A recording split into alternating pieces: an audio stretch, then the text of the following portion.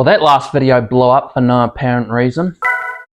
You guys showed massive support for the Formula Regional Oceania preview video that I did a few days ago. So much so that before I uploaded the video, I had about 142 subscribers.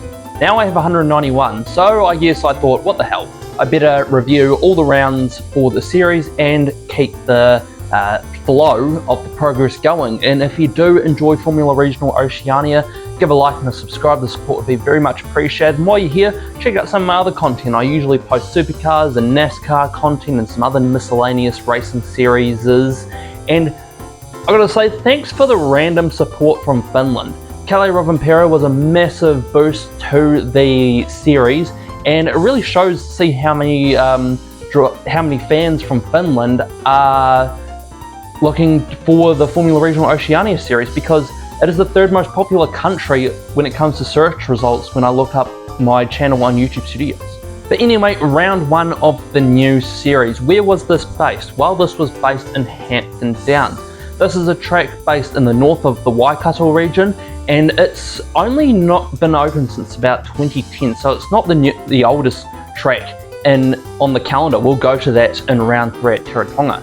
The track that CTFROT uses is 3.8 kilometers. That's the international track. That's also 2.36 miles. And the lap record round the track is a 1:28.340. The driver that did that was Arvid Lindblad last year. So very prestigious talent at the top of the list. He's also the previous winner at this track for the Dorothy Smith Memorial Trophy. For race 1, Ugo Ugochukwu in the M2 competition car got the pole position from Louis Sharp, but race 1 started a bit of a trend, and that trend was the outside of the front row, which was second, usually got the good start because Louis Sharp got a good start over Ugo. Freddie Slater didn't have a good start. He dropped to 7th from 3rd, so disappointing from a driver that came into this race with a lot of hype. I even mentioned it in my preview video. And then for the majority of the race remaining, it was a learning system. CTFROT has a new system called the pushed pass system, and how it works is you have 6 uses in the sprint races and 8 in the feature races, and it gives 25 extra horsepower to the car for a small period of time. And you can't just bang, bang, bang, bang, bang, bang, use them all in short bursts. You've got 100 seconds to between deployments that you can use them, and you can't use them on the first lap or the first lap after a safety car. A lot of people got pinged for that in the second race and got time penalties. But people were using that to not only attack but also defend, and Louis Sharp managed to hold off Ugo to be the first race winner of the new series. Third place was Kanato Lee in the high-tech car, with Ryan Wood, the Supercars Championship driver, in 4th, and Kanato's countryman Jin Nakamura in 5th. Ivan David finished 8th, and the reason why that was important is because in the second race for every weekend, they reversed the top 8 for the results from race 1. So David started off pole for race 2 with the Sri Lankan fans in full force. It was good to see Ivan David get some local support from his Sri Lankan neighbours, but he had Zach Skula starting in 2nd, so Zach got the jump on him. James Wharton at the start of the race did have a bit of a spin in turn 7 and took a wee bit to get going, so much so that it actually caused a safety car. So that was the first safety car of the season. Zach Skula managed to get away from the pack, but that pack was ferocious. From 3rd to 8th, it was a war of attrition. So much so that Kanato Lee actually lost his wing in the whole scuffle, so he had to go into the pits and put on a new front wing. Now you might think he's like 18th out of the points. Why would he try and finish? Well, there's an incentive to finishing or getting a good finish. Meanwhile, back in the race, Ivan David started to drop down the order. I think he kept trying to find a flat spot. No, not trying. He did keep finding a flat spot and locking brakes basically most of the corners. Kalle Rovanperä, for those fans, this was his race to shine. He would end up fighting for those right up against in the back of the top 10. This was sort of around where I was expecting him to perform. I mean, it's his first single-seaters race. that Super Formula test that he did at the end of last year, he didn't really do much of it because I think of illness or something else. So this is really his first proper go at single sitters, and his racecraft is quite good for someone who's done predominantly rallying, where, well, you don't need to really win like racecraft because there's no other cars to race around. Now, there were a few drivers in the back that were pulling into the pit stop, and no, well, it was because they had a few minor issues, but there was another reason. They were putting fresh tyres on, because in race 1 and 2 combined, the fastest lap from those races would set the grid for race 3. So those guys from like 14th or back had an incentive to go into the pits and put new tyres on, try and jump up the order for race 3. In the second half of the race, Freddie Slater and Ryan Wood had a good battle. It'd be a bit weird for Ryan Wood because he's used to having guards over his wheel, so he had to be a bit careful in these battles. But Zach Schuyler, he didn't need to be careful, mainly because he didn't have anyone around him, and the returning runner-up from last year would end up winning the second race of the weekend quite comfortably. Remember, he won the first race here last year. Jin Nakamura would end up finishing second in this race, and Freddie Slater would end up third. Ernesto Rivera used that pitting and getting new tyres strategy to jump up the order, because he would start his Red Bull delivered car on pole position, with Kanato Lee and James Wharton doing the same, and Ugo Ugochukwu and Jin Nakamura also being up in the top 5. But since Kanato Lee started in second, and going off the trend of this weekend, he would end up getting the jump. But he had an American trailing him quite quickly, Ugo Ugochukwu. He was the standout performer of this whole weekend.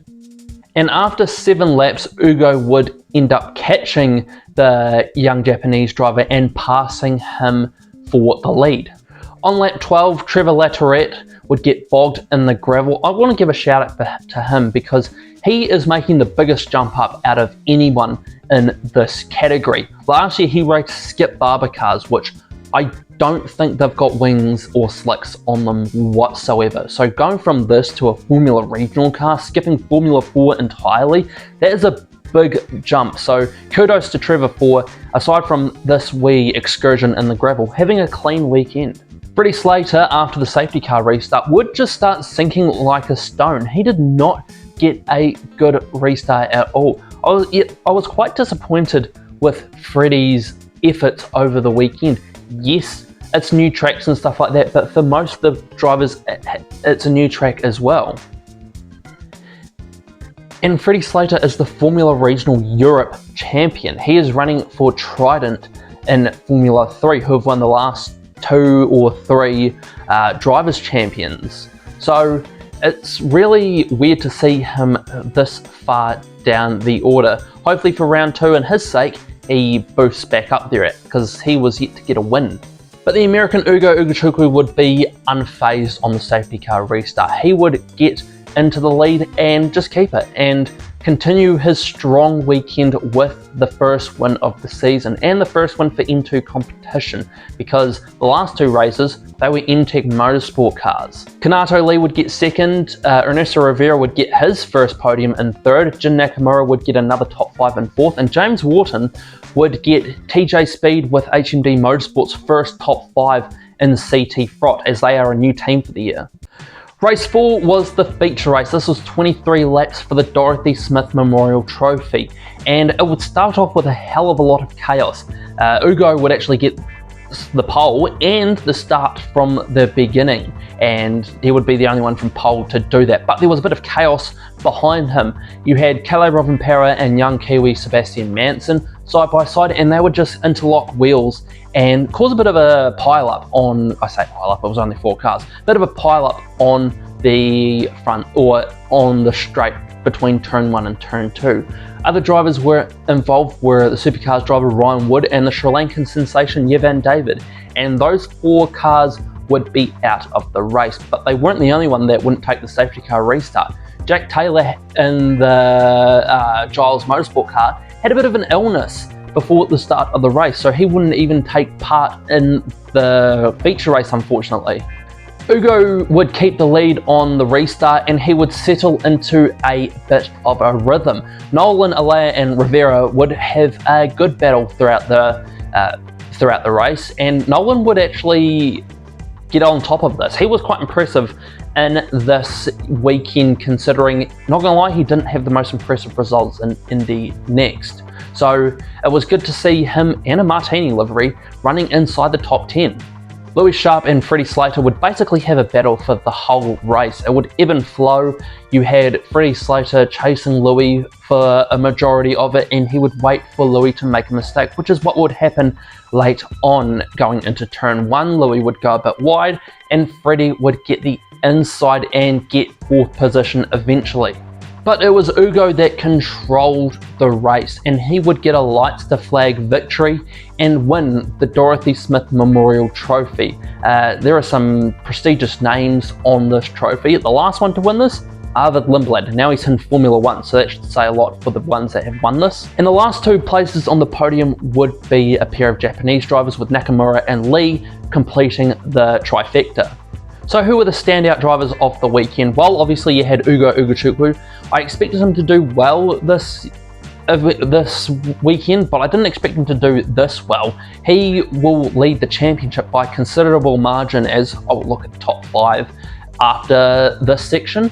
The 2 Japanese drivers, Nakamura and Lee, aside from Lee's front wing coming off in the second race, they were in the top 5 for the whole weekend. It was very impressive to see. You had Louis Sharp and Zach Schuyler, 2 Kiwis winning races. Zach Schuyler had a massive jump in performance compared to last year's grid over this year's, so it was good to see him keep that momentum going and have some good results considering the talent that's on the grid this year. And for drivers that are completely new to this sort of open wheeler racing, Kelly Rovanpera, yes, he is second to last in points, but all things considered, considering he didn't even finish the feature race, he barely started the thing, he didn't do too badly. He was running near the top 10, which is probably what you wouldn't ask him for the first weekend of the series. And Ryan Wood, he kept it somewhat clean, aside from obviously being involved in that incident, although it was not his fault.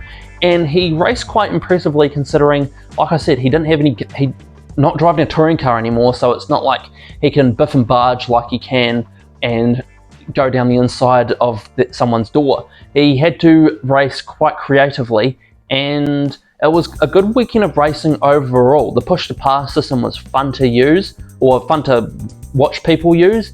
The drivers were the only ones that knew who was pressing the button, because never went to the engineers. They didn't have any data. No one had any data on this stuff. It was just the driver's instinct. Ugo's good weekend has really rewarded him, because he sits at the top of the championship standings quite comfortably as well, from Jin Nakamura, who was the consistent one throughout the whole weekend. The only thing he didn't do was win. Another driver that was consistent was Kanato Lee, like I said, aside from that front wing falling off. And then you had 2 drivers that were basically glued to each other for the whole weekend, and it really shows in the points because they're not too far from one another. And that is Freddie Slater and Louis Sharp. 4 points separate them, and Zach Schuyler is just outside the top 5. So that is the first weekend of CTFROT. Remember, this is 4 weekends in a row, so you should get 4 videos from me. So like and subscribe for every round review. It should be uploaded on the same time every weekend or every week. So keep your eyes and ears on for that one, and I will see you in the next video. But while you wait for that, check out the preview video of CTFROT that I did, and maybe even this video of supercars as well, if you are a new viewer and want to know who are the greatest ones that have raced in the series history. And I'll see you in the next video, whatever video that may be.